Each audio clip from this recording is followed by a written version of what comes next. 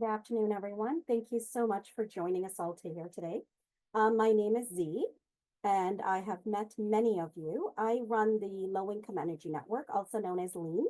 LIEN is a joint program of CELA, which is the Canadian Environmental Law Association, and ACTO, which is the Advocacy Centre for Tenants Ontario. Both ACTO and CELA are specialty legal clinics funded by Legal Aid Ontario.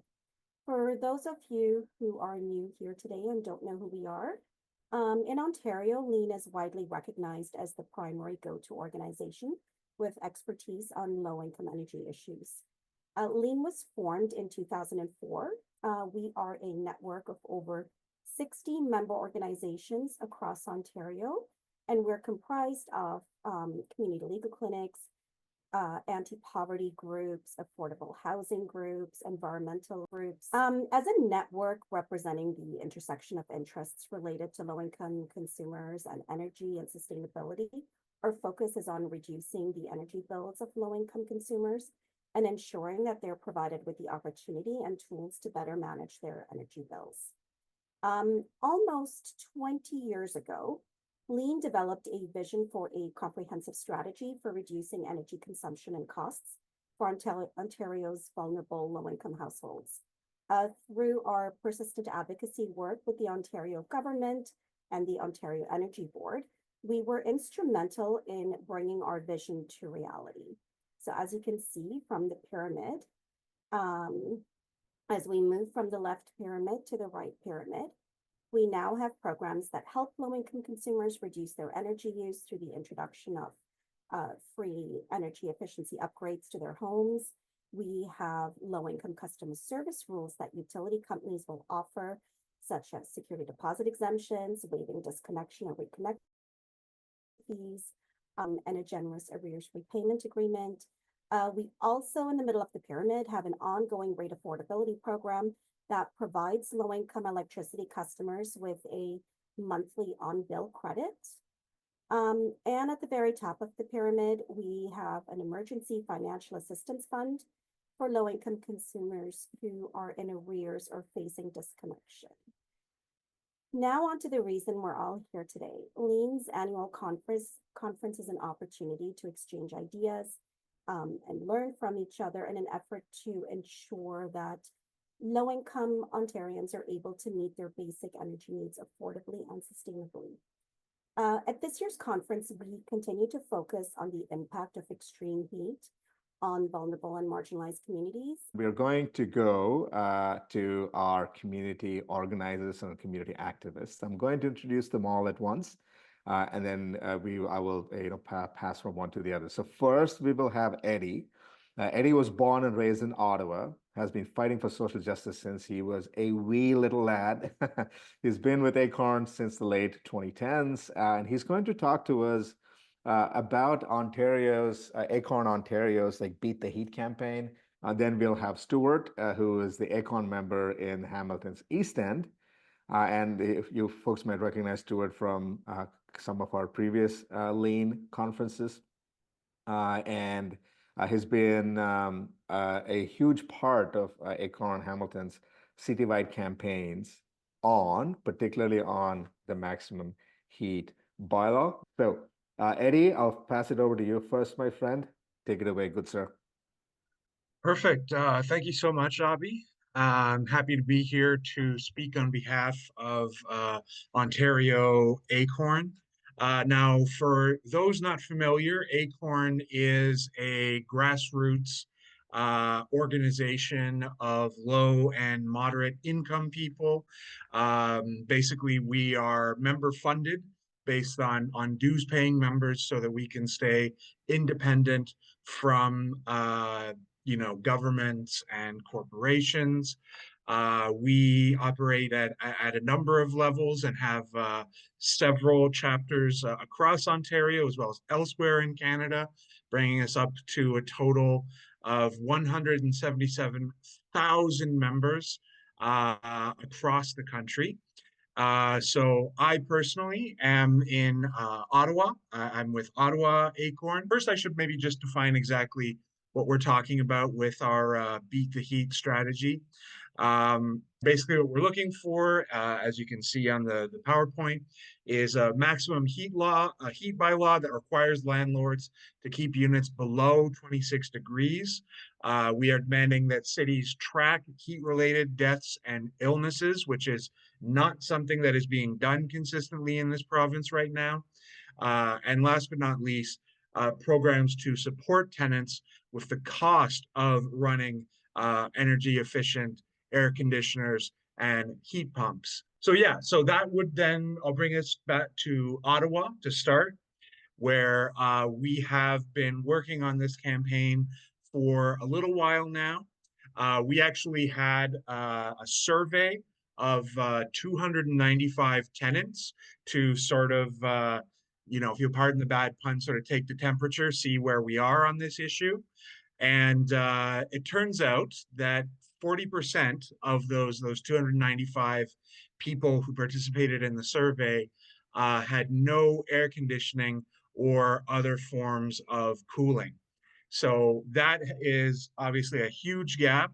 One thing that has been helpful is that we had a public health report which came out, which supported our calls for a max heat bylaw. Toronto is, like I said, a little bit further ahead of us.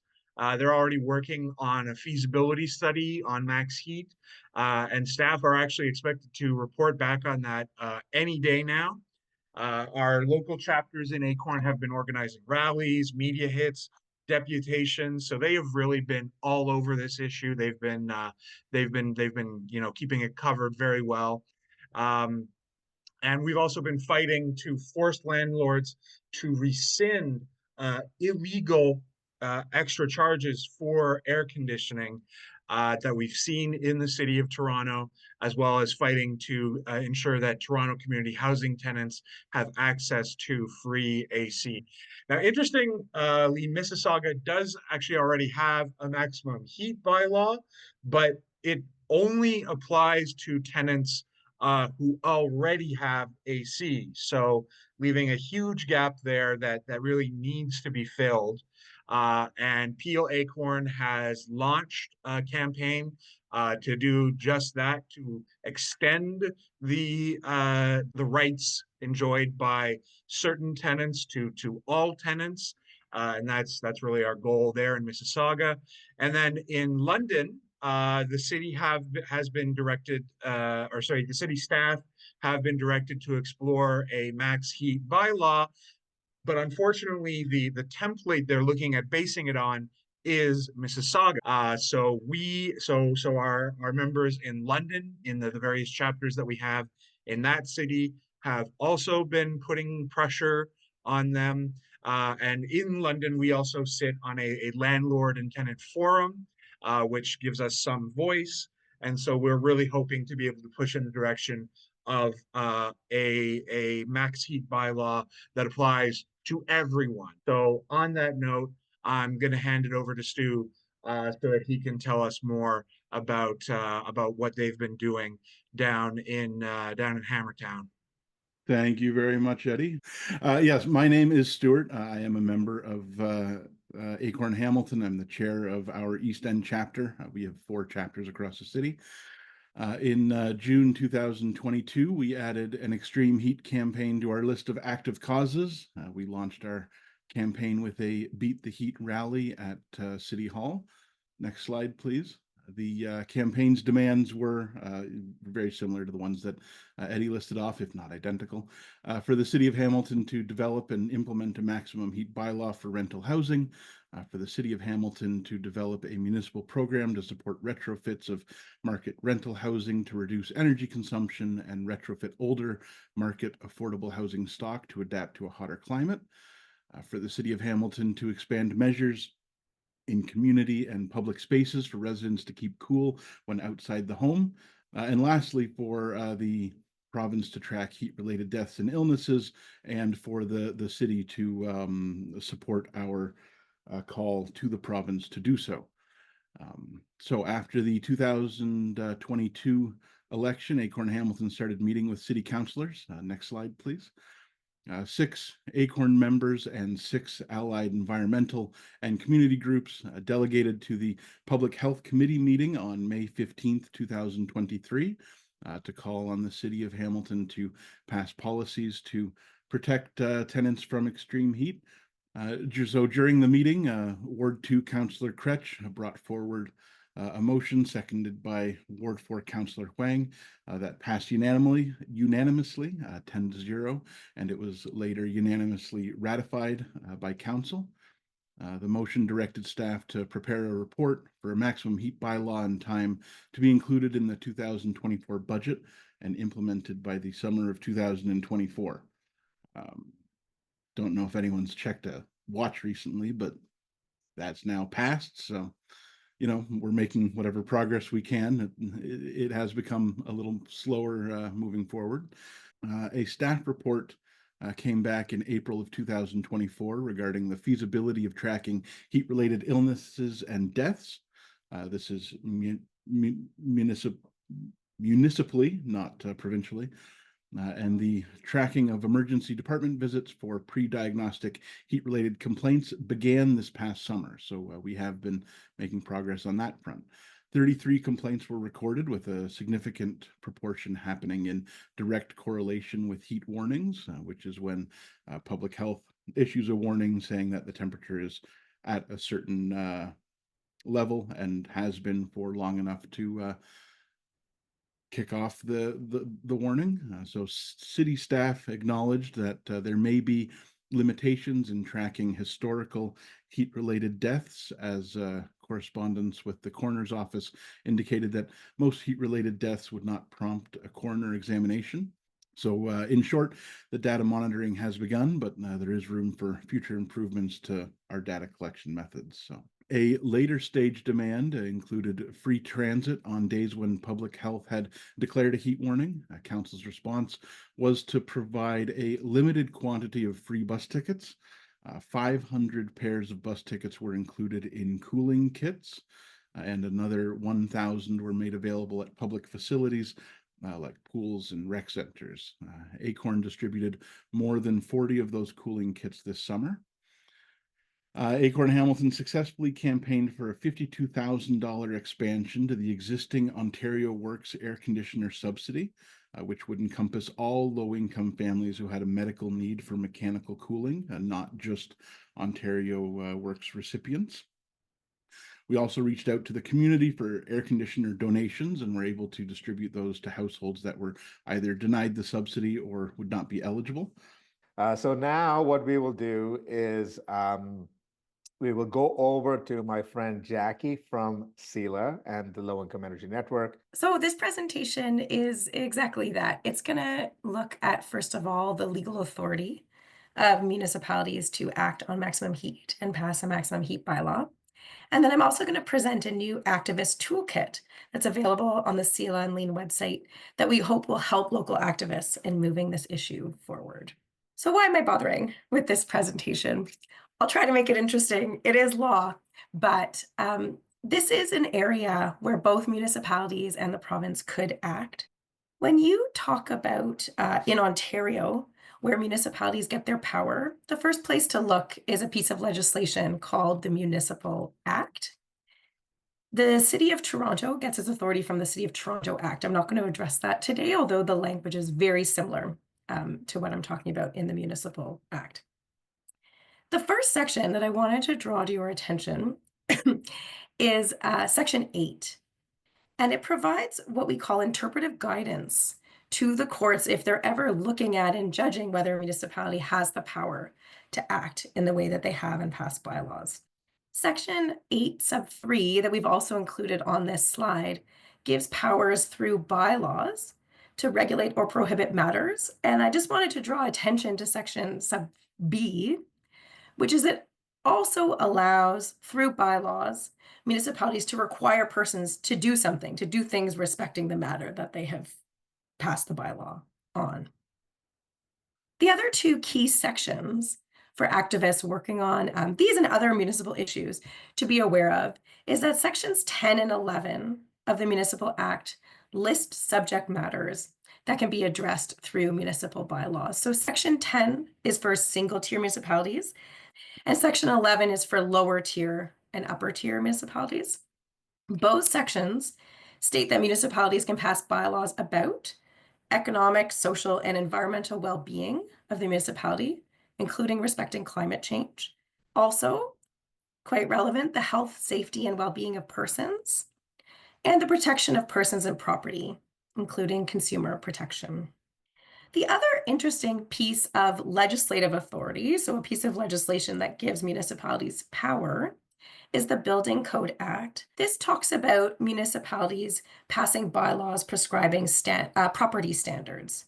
So they talk about it in terms of the maintenance and occupancy of property. A bylaw can prohibit the occupancy of a property if it doesn't conform to the standards that are passed. And it can also make requirements, the bylaw can make requirements on landlords to repair and do maintenance work to conform with property standards. Under this regime, under the Building Code Act, Section 15.2 provides for the enforcement of these standards, but you have to give, as an inspector, reasonable particulars of the repairs to be made, indicate the time that you have to comply. If the owner doesn't comply, the municipality does have powers to carry out the repairs at the owner's expense, and then there's a deadline to appeal. And that deadline, I also want to bring to your attention, it's in Section 15.3 sub 1, and it allows for landlords who have been given an order under the Building Code Act to appeal to the Superior Court of Justice within 14 days. When you look at this authority, the reasonable time it would take to make repairs or updates to a unit, this does build in some unwelcome delay. So I just did want to bring it to your attention. Bill 97 addresses a pretty narrow issue. So what the issue was is that there's landlords that are preventing tenants from purchasing and installing their own portable or window air conditioning units. And then if they were installed, Bill 97 says the landlord can charge for additional electricity. I would call this language permissive. It allows tenants to do something. Landlords are not able to stand in the way of it, but there's no language that would, for instance, say that this is the only rule that can apply in relation to cooling. And it doesn't set any standard for maximum temperatures in rental units. The key takeaway messages are this. First of all, recall that most municipalities already act to regulate temperature by setting minimum temperatures.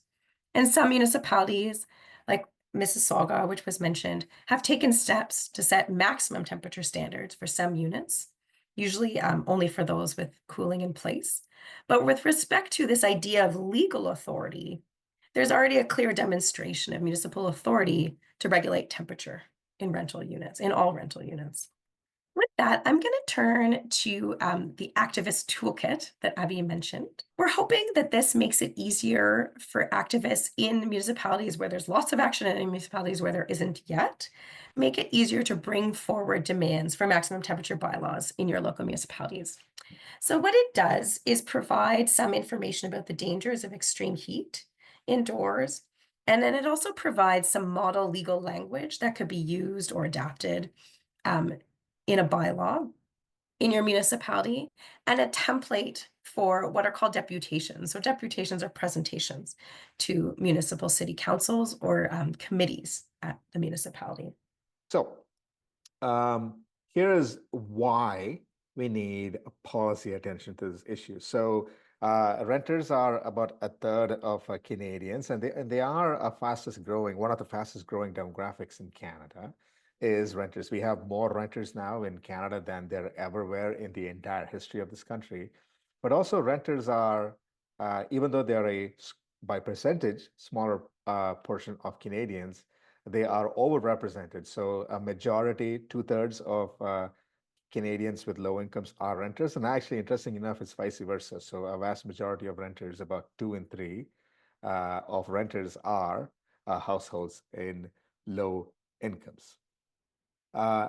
Even more so that renters are overrepresented or disproportionately experience some of the negative consequences of poor housing quality and negative consequences of of pure climate ready housing quality. And so renters are more likely to live experience unaffordable housing costs, more likely to live in housing that needs major repairs, more likely to live in housing that has like mold and mildew due to condensation, which in large part happens because of lack of ventilation or like poor insulation between cold exterior walls and then somewhat, relatively warmer interior walls. And renters are also more likely to be dissatisfied and experience significant discomfort across the seasons, both in the summers and winters. And so taken together, renters are, simultaneously, I went ahead a little bit, simultaneously more likely to benefit from improved housing quality, more likely to benefit from energy efficient retrofits, more likely to benefit from climate policy that helps us improve the quality of our building stock, but also by their own, obviously less likely to take action, in large part because they don't have permission to do so, and also because systematically a lot of programs that exist for low-income households excludes renters in Canada. And maybe, and this is, this may not be a reality today, but maybe sometime soon, is that we have a minimum building performance standards and that we have energy labeling that tells us as a renter or a new home buyer what the energy use of the home that you're about to rent or buy is. Utilities are the single largest uncontrollable expense, and you have no idea how much of your budget, your monthly budget, you have to allocate for renting that house. And if you're about to buy a home, especially if you're, a first-time home buyer and a low-income home buyer, you have no idea how much you will spend over the lifetime of you living in that house on energy bills before you buy a home. And so we could have policies that help unlock more consumer choice and help make this more transparent and fair for renters and tenants. And then you combine that with some tenant policies like, indoor temperature standards. And then now you will have a rental energy efficiency policy that says you have the right to be cool. And then we can do this by coordinating across like different silos of utility programs as well. Just because you live in a home that's heated by a gas furnace doesn't mean you don't have a right to air conditioning through like switching to a heat pump, for example. And then now I'll pass it over to Doug and Laura. So our presentation is going to go over renovictions and above guideline rent increases. So in Ontario, just very plainly, we have a rent control system in Ontario where sitting tenants are protected through provincial measures where their rent can only increase to a specific amount every year. And that's based on inflation. There are certain exceptions to that rule, but generally that is the situation in Ontario. Above guideline rent increases, or AGIs as we call them, are used to circumvent that process where landlords have used that to just transfer the costs of energy conservation measures to tenants.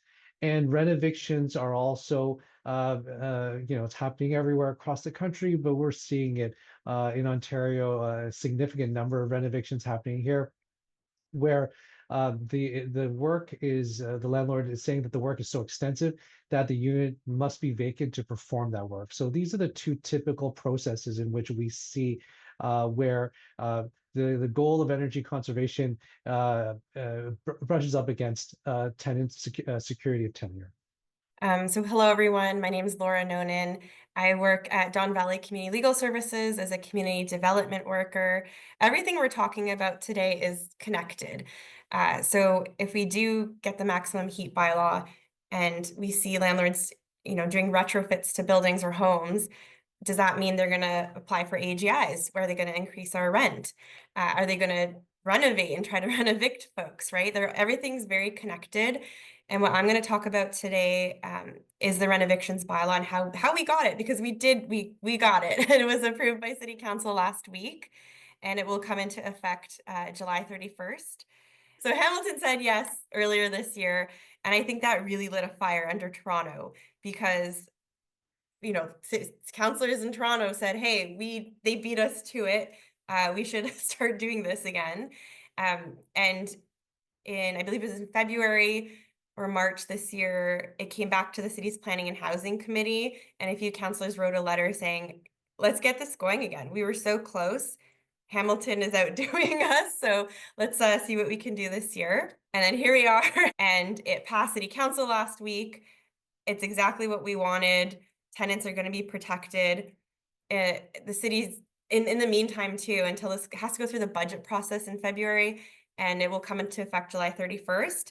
And until then, though, the city wants to make sure there are things in place to protect tenants from renoviction, and they're actually giving more funding to the Toronto Tenant Support Program, which is amazing. And this has also caused this huge, like chain of events now where other municipalities are looking at it, because we know Doug Ford in the province will not implement vacancy control and will not do anything to stop renovictions. So cities and municipalities are doing it themselves. We had Hamilton, Toronto, I know Ottawa and London, Kitchener, Guelph have been looking at it. It's just spreading, and I think that's amazing, because if the province won't do it, we have to do it. Awesome. Thank you so much, Laura. Thank you so much, Doug. That was fantastic. The resources that were shared around the table from Doug and Laura, from Jackie, from LIEN, from Sila on how to advocate, how to build relationships, the lived experience that was shared by our community activists earlier who talked about how they're doing this work. Now, all of these resources exist, right? And they will exist on our website, and they will be accessible not just to you because you're registered to attend, but it will be available for everyone on Low Income Energy Network's website. Now, having said that, having these resources is the first of many steps. And what I would encourage everyone as you go away from this call today is to think about how we could all be working together, and in not just in the province of Ontario, because I know in the survey earlier said there were people from BC and there were people from other parts of the country. How can we create like a network of folks who are all rowing in the same direction, and we are elevating the ambition not just of the communities we call home, but of the provinces where we live and work, and in the country, in the big, wide, beautiful country that we call home. How can we elevate ambition across levels of government, and how can we advocate for this issue that is not very glamorous, not very exciting in comparison to other flashy things like electric vehicles, or I mean, not to knock on electric vehicles, or climate emergency declaration, right? That is the task at hand, and I'm really glad that there are so many smart and capable people working on this, and there are so many engaged community advocates working on this. So as we go away, I'd ask you to use these resources, and if you're interested in collaborating across provinces and across jurisdictions, if you have an update of what is working or what is not working in your province, get in touch with Z at Low Income Energy Network. And we will see you all again next year at the Low Income Energy Network Conference.